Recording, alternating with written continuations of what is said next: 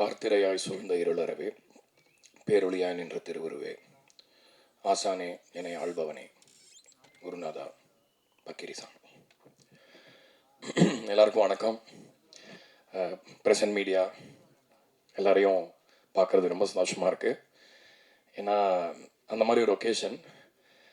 முதல்ல கான்சிட்டியை பற்றி பேச ஆரம்பிக்கிறதுக்கு முன்னாடி ஹரிஷை பற்றி நான் பேசிடுறேன். ஒரு ஹரிஷ் அஸ் அ பர்சன் கண்டிப்பாக நான் பேசி ஆகணும். பொதுவாக நான் ரொம்ப டென்ஷன் பார்ட்டி. பொதுவாகவே இந்த ரிலீஸு அப்படி இப்படின்னு சொன்னாங்கன்னா அவங்களுக்கே டென்ஷன் இருக்காது. நான் எக்ஸ்ட்ராவாக ஒரு 10% டென்ஷன் படுவேன்னு தெரியும். என்னை சுற்றி இருக்கிற எல்லாருக்குமே, இந்த விஜய்க்கு, மோகன்ராஜன் ஐயா எல்லாருக்கும் தெரியும். ஹரிஷ் கான்சிட்டியை சொன்ன போது எல்லாருக்கும் இருந்த இப்போ பேசின நிறைய பேர் சொன்னாங்க, இதெல்லாம் பண்ணிட முடியுமா, பாசிபிள் தானா அப்படின்ற. யூஸ்வலாக எனக்கு டவுட் இருக்கு. ஏன்னா நமக்கு ஸ்டேக்ஸ் இருக்குது. நம்ம இந்த படம் பண்ண போகிறோம், இதில் நம்ம என்ன பண்ண முடியும், எப்படி கான்ட்ரிபியூட் பண்ண முடியுன்றது. இதுதான் வாழ்க்கையிலேயே ஃபஸ்ட் டைம் ஒரு டைரக்டர் நான் மீட் பண்ண போது இவ்வளோ கான்ஃபிடென்ட்டாக நான் இதை தான் சொல்லுவேன், இதை தான் எடுப்பேன்னு சொல்லி நான் கடைசியாக படம் பார்த்த போது எக்ஸாக்டாக அவர் ஸ்க்ரீன் பிளேயில் என்ன சொன்னாரோ ஒரு இன்ச்சு, ஒரு சென்டிமீட்டர் அந்த பக்கம் இந்த பக்கம் இல்லாமல் அப்படியே ஒரு எடிட்டாக நான் பார்த்தேன் படத்தை. ஸோ அதுக்கு மேலே நான் ஹரிஷை பாராட்டணும். ஏன்னா ஹரிஷ் தான் இந்த கப்பலோட கேப்டன், இந்த விஷனோடைய ஒரு முதல் படியை எடுத்து வச்சது தைரியமாக. ஸோ ஒரு நான் டைரக்டராகவே இன்னும் சொல்லலை, ஒரு பர்சனாக சொல்கிறேன். ஏன்னா நிறைய ஃப்ரெண்ட்ஸ் கூட நான் டிஸ்கஸ் பண்ணும்போது சொல்லுவாங்க, இந்த மாதிரி அதாவது ஆர்ட் மாதிரி, அதாவது கிராஃப்டியான படங்கள் எடுக்கணும், ஏன் நிறைய பேர் அந்த மாதிரி படங்கள் தயாரிக்கிறது இல்லை, ஆர் ஏன் கமர்ஷியல் படங்கள் மட்டுமே வருது அப்படின்னு யோசிச்சுட்டு இருந்தபோது அப்புறம் நான் யோசிச்சு பார்த்தேன். இப்போ நான் ஒரு படம் நான் இப்போ கிரியேட் பண்ணுறேன், இது எல்லாரும் பார்க்கணும் அப்படின்னு நான் கேட்டுக்கிறேன் அப்படின்னா இதில் நானே என் பணத்தை போடுவேனா அப்படின்ற கேள்வியை இன்னைக்கு எவ்வளோ பெரிய டைரக்டர்ஸ்ட் வேணால் கேளுங்க, எத்தனை பேர்கிட்ட இருந்து பதில் வரும்னு உங்களால் கண்டிப்பாக அந்த ரூமை ரீட் பண்ண முடியும். ஏன்னா அது அவ்வளோ ஈஸி கிடையாது. ஒரு பெரிய கனவு இருக்கலாம், அந்த கனவுக்கு ரெக்கை இருக்கலாம், நம்ம பறக்கணும்னு நினைக்கலாம், ஆனால் அதுக்கெல்லாம் செலவாகும். ஒரு பிளேன் நல்லா அழகாக பறக்குது, கீழே பார்த்து ஃபோட்டோ எடுக்க நல்லா இருக்குது, ஆனால் அதுக்கு அந்த ஏவியேஷன் ஃபியூவல் போட்டால் தான் அந்த பிளேன் அவ்வளோ தூரம் பறக்க முடியும். தன்னோட கனவுக்கு தானே கையெழுத்து போட்ட ஒரு ஆளை நான் ரொம்ப பெருமையாக நினைக்கிறேன். நான் இன்ஸ்பைரிங்காக எடுத்துக்கிறேன் ஹரிஷை. தன்னோட ஆர்ட்டை நம்பி இப்படி ஒரு லீப்பை எடுத்து, இப்படி ஒரு மேட் லீப் எடுக்கிறது ஐ ஃபைண்ட் இட் இன்ஸ்பைரிங். நான் பார்த்ததில்ல. இந்த மாதிரி நான் ஒர்க் பண்ணுற ஃபர்ஸ்ட் டைரக்டர் அவர் தான் நினைக்கிறேன். ஸோ ஃப்ரெண்டெல்லாம் தாண்டி ஹரிஷ் எனக்கு ஒரு இன்ஸ்பிரேஷன். நிறைய விஷயம் கற்றுக்கலாம் அவர்கிட்ட பேசும்போது. ஆனால் நிறைய ஃப்ரீயாக கொடுத்துடாதீங்க, ஏன்னா எல்லாத்துக்கும் செலவாகும். அதனால் பயங்கரமான புத்திசாலி, ரொம்ப இன்டெலிஜென்ட் கை. அதனால் ஹரிஷ்க்கு நான் ரொம்ப ஹாப்பியாக ஃபீல் பண்ணுறேன். ஏன்னா ஹரிஷ்க்கு தான் இதில் இருக்கிறதுலே ரொம்ப ஃபெய்த் தேவைப்பட்டதுன்னு நினைக்கிறேன். ஸோ அதனால் ஹரிஷ் கூட இருந்ததுக்கு நான் ரொம்ப சந்தோஷப்படுறேன். இந்த படத்தோட இன்செப்ஷன்லேருந்து இப்போ இந்த ஸ்டேஜில் ஆக்சுவலாக அந்த ட்ரெய்லர் பார்க்கும்பொழுது நான் கொஞ்சம் எமோஷ்னல் ஆனேன் ஹரிஷை பார்த்துட்டு. ஏன்னா சும்மா ஸ்மைல் பண்ணிட்டு உட்காந்துருந்தாரு, பட் அது பின்னாடி எவ்வளோ ஹார்ட் ஒர்க் இருக்குது, எவ்வளோ கஷ்டங்கள், எவ்வளோ ஸ்லீப்லெஸ் நைட்ஸ் எல்லாமே தெரியும். ஸோ வாழ்த்துக்கள் ஹரிஷ் முதல்ல உங்களுக்கு. அதுக்கப்புறம் இந்த படம் எப்படி ஆரம்பிச்சது அப்படின்னா, மிஸ்டர் அர்ஜுன் தாஸ் இல்லாமல் இந்த படம் இந்த அளவுக்கு கண்டிப்பாக வந்திருக்காதுன்றது நான் உறுதியாக சொல்ல முடியும். ஏன்னா இந்த படத்துடைய லீட் கேரக்டருக்கு, இந்த படத்துடைய ப்ராட்டகனிஸ்டுக்கு ரொம்ப ஒரு பெரிய ஒரு வெயிட் தேவைப்பட்டது. அந்த வெயிட் அவர்கிட்ட நேச்சுரலாகவே இருக்குதுன்னு நினைக்கிறேன். நான் அர்ஜுன் ரீசெண்டாக இப்போ நிறைய படம் பண்ணுறேன், அவருக்கு இன்னொரு 4 படம் இருக்குது. ஸோ அவரோட பேசும்போது நான் ஒன்று ரியலைஸ் பண்ணேன். என்னென்னா நம்ம இண்டஸ்ட்ரியில் நிறைய பேர் நிறைய ப்ரிப்பரேஷனோட வராங்க. சில பேர் கிராஃப்டை பண்ணேங்கிறாங்க, சில பேர் எஃபர்ட் போடுறாங்க, எல்லாம் பண்ணுறாங்க. ஆனால் ஏதோ ஒரு 2-3 பேருக்கு தான் அந்த ஒரு பெரிய இடம் கிடைக்குது இண்டஸ்ட்ரியில். அவரான்னு 2 பேர் தான் சொல்கிறாங்க. மற்றவங்கள்ட்ட என்ன கம்மி ஜாஸ்தின்றதை பற்றின கான்வர்சேஷன் அது கிடையாது. ஐ ஃபீல் லைக் சினிமாவுக்கு ஒரு இன்னோசன்ஸ் தேவைப்படுதுன்னு நினைக்கிறேன். ஏன்னா நம்ம அறிவால் சினிமாவை அந்த சக்தியை அவ்வளோ ஈஸியாக பல்ஸ் பார்த்துட முடியாது. எவ்வளோதான் நமக்கு அறிவு இருந்தாலும், எவ்வளோதான் இன்டெலெக்சுவல் கேப்பபிலிட்டி இருந்தாலும், இங்கே பியூரான ஒரு ஹார்ட் இருக்கணும். அவர் ரொம்ப அவுட் ஸ்போக்கனு, பயங்கர straight as an arrow kind of guy. So I think இந்த இண்டஸ்ட்ரியில் அவருக்கு அந்த ஒரு இடம் கண்டிப்பாக கிடைக்கும்னு நான் நினைக்கிறேன். ஆல்ரெடி அதுக்கான பொட்டன்ஷியல் எல்லாரும் பார்த்துருப்பீங்க. இந்த படம் அதை உறுதி செய்யக்கூடிய படமாக இருக்கும் அர்ஜுன். ஐ திங்க் உங்களுக்கு அந்த விஷயம் இந்த படத்தில் நடக்கணும்னு நான் ரொம்ப ஆசைப்பட்றேன். அதற்கான எங்கள் பங்கையும் பண்ணது நான் ரொம்ப சந்தோஷப்படுறேன் மோகன்ராஜன் ஐயாவோட சேர்ந்து. அண்ட் ஆனால் அஃப்கோர்ஸ் உங்களுக்கு அறிமுகம் தேவையில்லை, கிரேட் பர்ஃபார்மர், சூப்பராக பண்ணியிருக்கீங்க, ரொம்ப என்ஜாய் பண்ணோம். அஃப்கோர்ஸ் நீங்கள் ஷூட்டில் பண்ண அந்த விஷயங்கள்லாம் நமக்கு தெரியாது, அங்கே என்ன நடந்ததுன்னு. நம்ம ஜாலியாக ஏசி ரூமில் உட்காந்து படம் பார்க்குறோம். ஸோ ஆஹா சூப்பராக இருக்கே அப்படின்னு இருந்தது. ரொம்ப ரொம்ப சந்தோஷம். வடிவுக்கரசி அம்மா பிக் ஃபேன். அவங்க ஒரு லெஜெண்ட். அதாவது ஒரு நான் 80s சினிமாவோட ஒரு பெரிய ஃபேன். ஆக்சுவலாக தமிழ் சினிமாவில் 80s ஒரு ஒரு ரொம்ப க்ளோரியஸ் பீரியட் அப்படின்னு சொன்னோம். ஏன்னா நிறைய புது புது தீம்ஸ், வேறு வேறு மாதிரி கதைகள் எல்லாமே கிடைக்கும். ஒரு படத்தில் உங்களுக்கு வந்து ஒரு காமெடி, அழணும், சிரிக்கணும், புல்லரிக்கணும், எல்லா மாதிரியான விஷயங்களும் ஒரு நவரசங்களும் கிடைக்கும் அந்த அந்த மாதிரி படங்கள். இப்போ தான் நான் நிறைய பார்க்குறேன் 80s சினிமாவில். திரும்ப நம்ம எதையா மிஸ் பண்ணிட்டோமா, திரும்ப கற்றுப்போமேன்னு சொல்லிட்டு நைட்டில் பார்க்க முடியுது. அவ்வளோ எக்ஸ்பீரியன்ஸோட ஒருத்தர் ஒரு ஒரு ரோல் பண்ணும்பொழுது அதுக்கு கிடைக்கிற வெயிட்டேஜ் என்னால் உணர முடிஞ்சது. அவங்க சும்மா ஒரு கண்ணை அப்படி பண்ணால் கூட அவங்க சிலதெல்லாம் பண்ணியிருக்காங்க படத்தில், அங்கே சொல்லக்கூடாது. நானும் மோகன்ராஜனும் முதல் நாள் இவங்க ஸ்க்ரீனிங் எல்லாம் மியூசிக் எல்லாம் பண்ணுறதுக்கு முன்னாடி ஒரு வாட்டி போட்டு காமிச்சாங்க. இவங்கெல்லாம் ஆல்ரெடி இவங்கெல்லாம் எப்படி இருக்காங்கன்னா படம் பார்க்கும்போது இவன் தான் படம் எடுத்திருக்கானா அப்படின்ற மாதிரி எல்லாரும் ரொம்ப சைலண்ட்டாக ஒரு பொட்டி பாம்பாக வந்து படம் பார்த்துட்டு இருக்காங்க.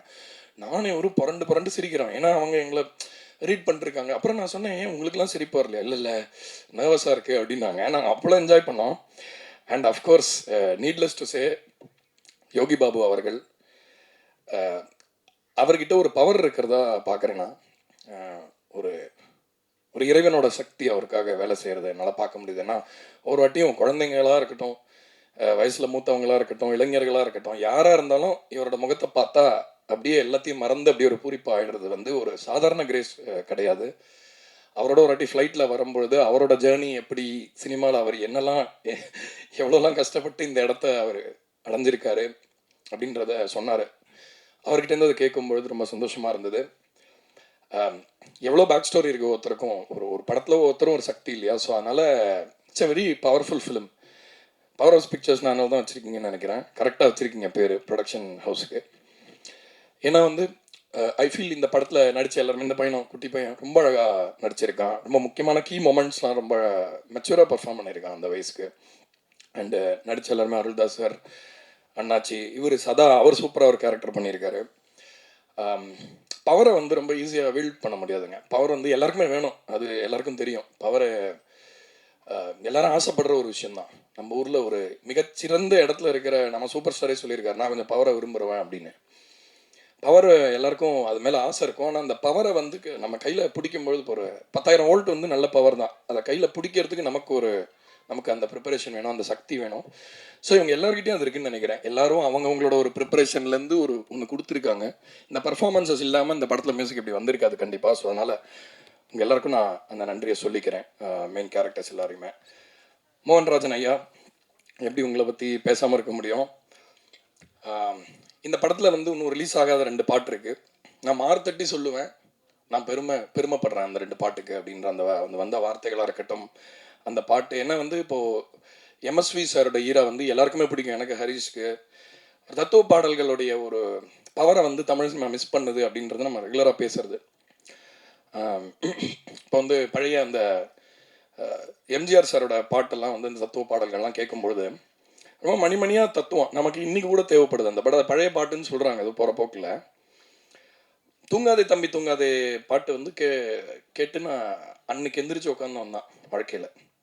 பொதுவாகவே எனக்கு கோல்ஸோ ஒரு ஆம்பிஷன்ஸோ அந்த மாதிரி எதுவுமே கிடையாது. ஸோ நிறைய நேரத்தில் வந்து ஏதாவது ஒரு வார்த்தை வந்து நம்மளுக்கு பழைய டேப்பில் தேஞ்ச மாதிரி அது ஒரு பாட்டு போகுதுன்னு நினைக்காதுங்க. அந்த பாட்டு உங்களுக்குள்ளே போய் எதையாவது ஒன்று கண்டிப்பாக பண்ணோம். நம்ம எதெல்லாம் கவனிக்கிறோமோ, எதெல்லாம் நம்ம அக்னாலேஜ் பண்ணுறோமோ, அந்த எல்லா சக்தியும் நமக்காக வேலை செய்யும். ஸோ அந்த மாதிரி பழைய பாட்டுன்ற சக்தியை எப்படி பயன்படுத்துறது அப்படின்னு கேட்டபோது ஹரிஷே அதுக்கு ஒரு ஐடியா கொடுத்தாரு.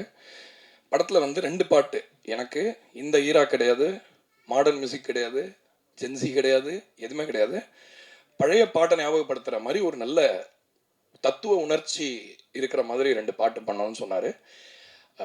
இத்தனை வருஷமாக நான் ஒரு 13 வருஷமாக நான் பின் கம்போஸ் மியூசிக் தமிழ் சினிமாவில். அந்த 2 பாட்டுக்காக நான் என்றைக்குமே பெருமைப்படுவேன். இது வரைக்கும் நான் பண்ண எதையும் நினச்சா பெருமைப்பட்டதில்லை. இந்த 2 பாட்டுக்காக நான் பெருமைப்படுவேன். அந்த பெருமையில் 50% அவருக்கு தான் போகும், மோகன்ராஜனுக்கு. இவ்வளோ அழகான வரிகள். கிம்சிங்லேருந்து அது வரைக்கும் எல்லாமே எழுதிட்டார், A to Z. என்ன வேணும், டேக் இட், அந்த மாதிரி. ஸோ அதனால் விஜய், கண்டிப்பாக விஜய் பற்றி பேசணும். இப்போ ஒரு தயாரிப்பாளர் ஆகிட்டார். நாங்கள் மீட் பண்ணும்பொழுது ஆர்டிஸ்ட்ஸுக்கு வந்து எப்படியாவது ஒரு ஜென்யூனாக இருக்கிற ஆர்டிஸ்ட்டை வந்து ஸ்டார்ஸ் ஆக்கி பார்க்கணும் அப்படிங்கிறது விஜயோட ஆசை எப்பயுமே. இப்போ எனக்காக பண்ண அந்த விஷயத்த சினிமாக்காகவே மொத்த சினிமா ஃபீல்டுக்காகவே பண்ண ஆரம்பித்து கையில் எடுத்துட்டாரு. நிறைய அவர் எங்கே இருந்தாலும் மழை பெய்யும், எங்கே நின்னாலும் செடி வரும். ரொம்ப ஒரு பியூரான பர்சன், வெரி குட் இன்டென்ஷன்ஸ் இருக்கிற பர்சன். விஜயோட அசோசியேட் பண்ணதுக்கு ரொம்ப சந்தோஷப்படுறேன். அடுத்த படத்தில் நம்ம திரும்ப ஒர்க் பண்ணுறோம். ஸோ எல்லாருமே ஃபேமிலி மாதிரி இருக்கிறனால ஒன்று சொல்லிக்கிறேன் கடைசியாக கான்சிட்டி பற்றி. ஏன்னா இன்டர்வியூ போனாலும் சரி, வீட்லேயும் சரி, ஃப்ரெண்ட்ஸும் சரி, பாட்டுலாம் நல்லா இருக்கு, அதெல்லாம் ஒரு பக்கம் இருக்கட்டும், கமர்ஷியல் படம் எப்போ பண்ணுவீங்க, பெரிய படம் எப்போ பண்ணுவீங்கன்னு இந்த சிவாஜி படத்தில் ஒரு டைலாக் வரும், எத்தனை வாட்டிடா இந்த கேள்வியே திரும்ப திரும்ப கேட்பீங்கன்னு ஒரு டைலாக் வரும். அந்த மாதிரி தோணியிருக்கு. நான் 100% கான்ஃபிடென்ட்டாக சொல்கிறேன், கான்சிட்டி தான் நான் பண்ணுற முதல் பெரிய படம். அந்த பெரிய படம்ன்ற பிராக்கெட் இருக்குல்ல, அந்த பிராக்கெட்டில் வரக்கூடிய பெரிய படம். நான் நிறைய உணர்ச்சி பூர்வமான படங்கள் பண்ணியிருக்கேன், ஆன்மபூர்வமான படங்கள் பண்ணியிருக்கேன், நிறைய சோல்ஃபுல்லான மியூசிக் பண்ணியிருக்கேன். பட் இந்த படத்துக்கு அப்புறம் பெரிய படம் தான் பண்ணுறோம், ஓகேவா? ஸோ அதில் வந்து அந்த லிஸ்ட்டில் ஃபஸ்ட்டு கான்சிட்டி. அந்த படத்தை எனக்கு கொடுத்ததுக்காக ஹரிஷ்க்கு நான் தேங்க் பண்ணுறேன். ஏன்னா ஹரிஷ்க்கும் தெரியும் எனக்கு வந்து ஜனரஞ்சகமான இந்த மாதிரி கமர்ஷியல் படங்கள் பண்ணணும் அப்படின்ற எனக்கு இன்டென்ஷன் இருக்குன்னு தெரியும். பட் அதுக்கான சரியான படம் வந்தது, அதுக்கான சரியான டைரக்டரும் வந்தார். ஏன்னா நிறைய பேர் கமர்ஷியலாக பண்ணணும்னு அவங்களே ஒரு 100 வாட்டி ஒரு சென்டென்ஸ்க்கு சொல்லுவாங்க, ஆனால் அது எப்படி பண்ணணும்னு தெரியும். ஏன்னா வேற இப்போ சினிமா வந்து கமல் சார் சொன்ன மாதிரி ஒன்றுமே நம்ம தெரியாமல் வந்து எப்படியாவது பழச்சிக்கலான்ற சினிமா இன்னைக்கு இல்லை.